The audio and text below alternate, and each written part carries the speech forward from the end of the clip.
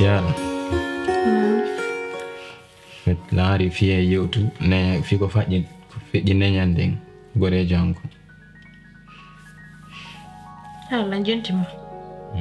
Parce que min no woniri non silence no dérange de la moƴƴa wi balɗe jeɗu. Franchement min affaire on hari mi anda kono wonirta grave kono woniri no grave parce que min ko mi anduno ko ex joma wiɗa han eyi kono mi anda jakari mbari ngan no waɗi ko ɓuri wonde ɗum grave ye wonde e meilleur ami ma copine ma angi copain ma fof ko goto tahaɗum parce que ndaɗum juuɗe anden ɗo andi ɗe fottaka kolli juuɗe Allah tagu fof fonnade mi e makko na gotum gauche droite ta woɗanan haala mbari ma fof ko goto min komi faala sérieusement na men gotum mi faalama prouve ɗum noon kadi min komi faalna entre min sérieux très sérieux non sérieux sifa on non dewgal sunna e fariɗam faala dewgal billahi sérieusement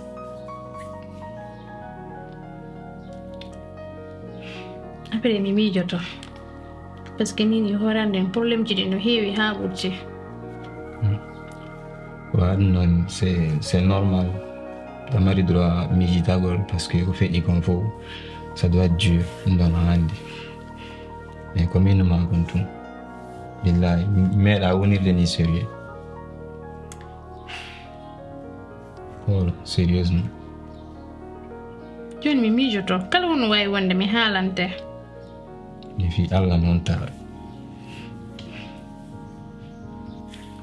mi nani ko haalɗa kon ɗa wawi yawde après mi miijoto kala hono wawi wonde mi haalante ok mais ɓeɗo nen yumma ma wi ɓe ala ɗo kono yiɓe jam ka yiɓe jam ke foye mum après mi aray ɓurta yedde maɓɓe kadi ok mi nani ko wolɗa kon ɗa wawi yaade ok pas de souci joni are e yewde ko téléphone ha merci portable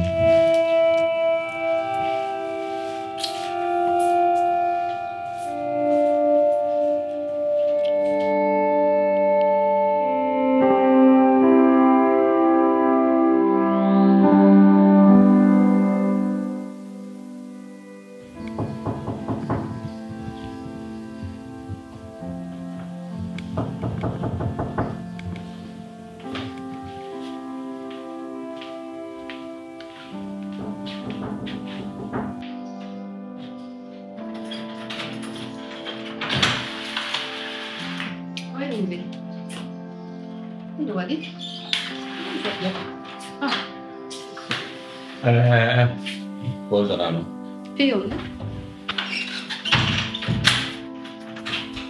ɓe andi joni koyɗa wonde e pagaji kono waɗi mi a cosa ɗo a yataka suudu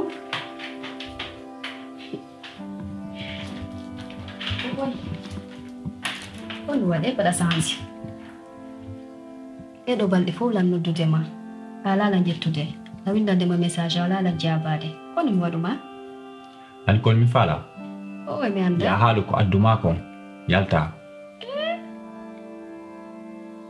way bande darazi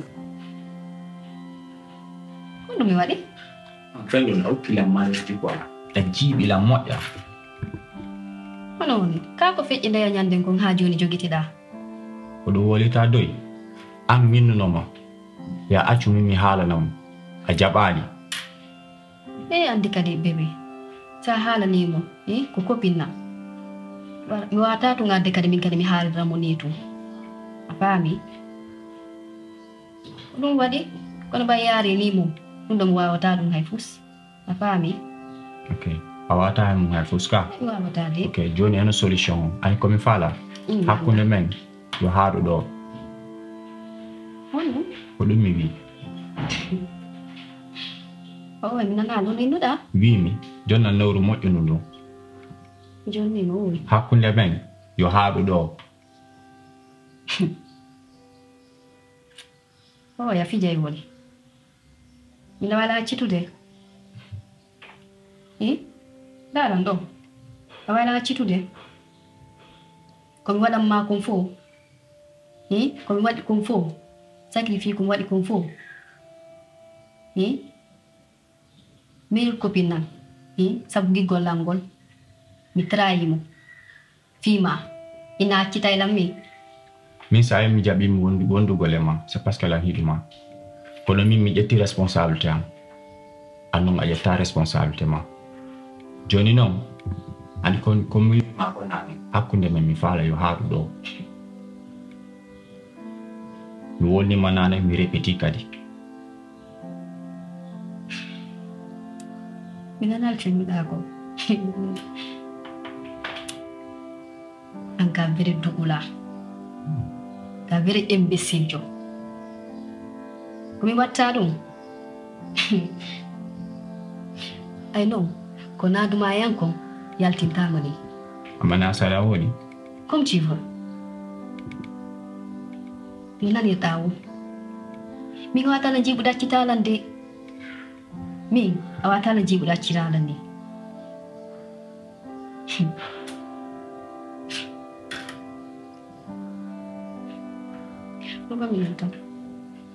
fijay woni mi luɓuma téléphone am kadu non kadi a salantola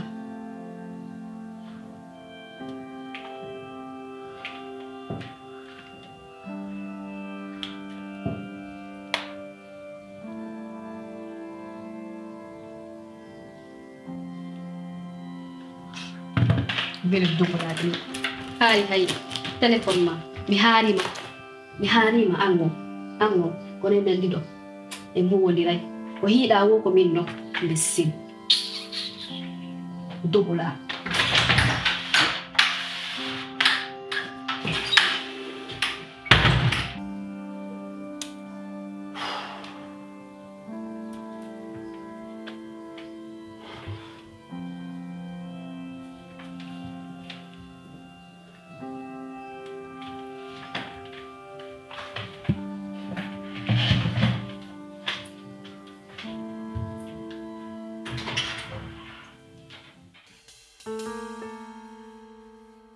Hey, kupin sa bay deja. jantul alhamdulillah Merci de. ye seeɗa Na wayro ndiri. ye moƴƴan Anga sa hebi problème to nodda. ko pinta wolno gandi ko activité ji ɗi nduuɗo ay ko ɗum waɗi Joni mi hendike ko nello dalon ko. a heddike joni noon Jono ko ma faat dalon ko hande.ey ko pinta wolo hay bis ɓen ɗo woodi dossier jo komi doit complétude si mi gayni tum après mi faminte ɗo andi Ɗum yiɗade.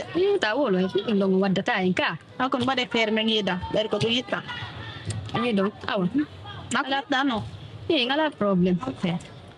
joni yiide Oh. to yiiɗi ko woni wappe an wolanayla Mi noddinte private. da ngabbi ma Ok, la problème. ok merci d'accord ene yiiɗa gasi woni wo après yanday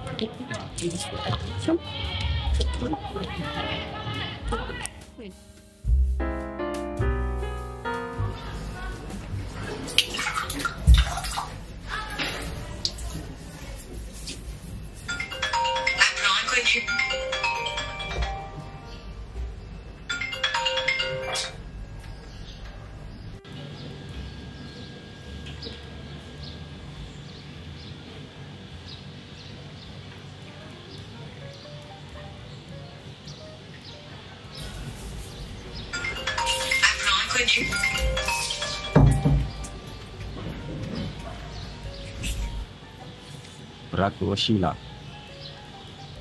yaggata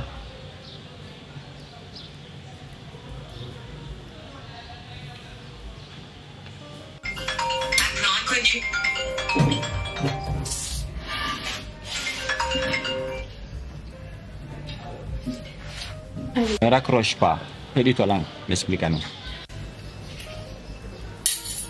Kono no jottala. wimi heɗito lan mi explica-ni jonna normal hay so 1 minute explica-nama fami Min ala ko haalan talan. Ina yiɗay ko sala ko mera men. wimi fettola mi wola no il fala yidu mi explica na ma de A à Z Angala susi wala ngol na enen de yigol. Wimi sa mi wol ni madu c'est parce que no wodi halaji go hejata téléphone na ko laabi falla Angala jogi pula no dugol lam. Lam indi de pour yide. En tout cas mi fala yidu mi explica na ma la ba boss afami Temi ala encourage yigol ma. afami Temi ala envie yigol ma kan. Mi fala ka yigol ma fef. est-ce que 2 minutes seulement mi explica na ma Mimi mi ala envie yigol ma. Mi fala ka.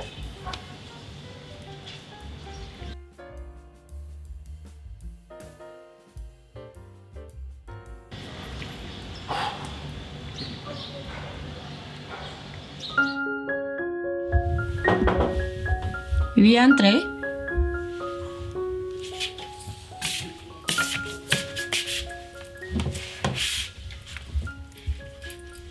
Raga no dalam. Non. Toi, tu me notes si mi hawa quoi. En fait, quand excuse votre fille n'a n'en fait que quoi j'ai en dos. Min mula na ki made fuska da wadala. Ku gare jama watu ngudu. Safi mu hesini rewo be dido. Min tigi taw me hasa wa no wa ta wasi ko minga wadi no wa enne mi botti no ala adilla no aduna. Ko wadi kon c'est pas logique. No bano adama wata dimpi on nane don sa. Si ko neddo num o wata no dimpi ji don. No hoko go ngami adali mo. Mais ko ande to pulle futa inne. Foko no fo futata. Toujours même parole. Enfin amiga handa ne smi agi mi jodi kado. Il a nje jude ma. Inda ma ya fona lang. C'est parce que il a yidu ma, l'en considère moi. Hein? Oui. Oh. Non, c'est impossible. Si da il en considère là. Est-ce qu'il y a ba lang gore ma ben hersina lang? Sa ndo no ko dum wanda la nabida cheno lang ka menga.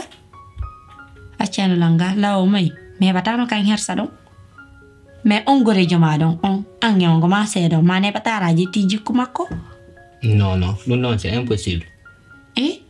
Impossible. Parce que même déjà il a wende ma. Te mi tanji na kadi.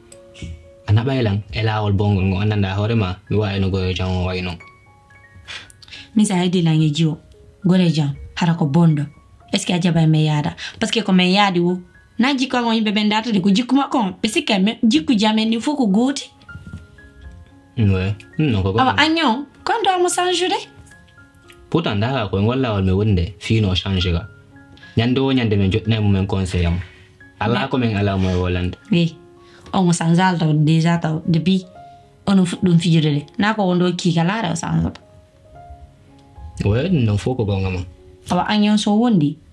A changer ma nyanya. Ko ngolla wal ndara me woni. Ko ngolla wal me woni fala. Conseil gol mo ndara stay o changer seda. On a sanzal mo depuis woni pa ko yaga ko wondo bera o changer to. Non, o changer. Non ko min promet ma don non. Non, ça c'est impossible. Acho to mer kama do. Me ha to gol ma ya fuye. Jara ko to dala ya fuye. Hey, yo. Amo ya. Ifala YouTube. Nene. Ya fuye.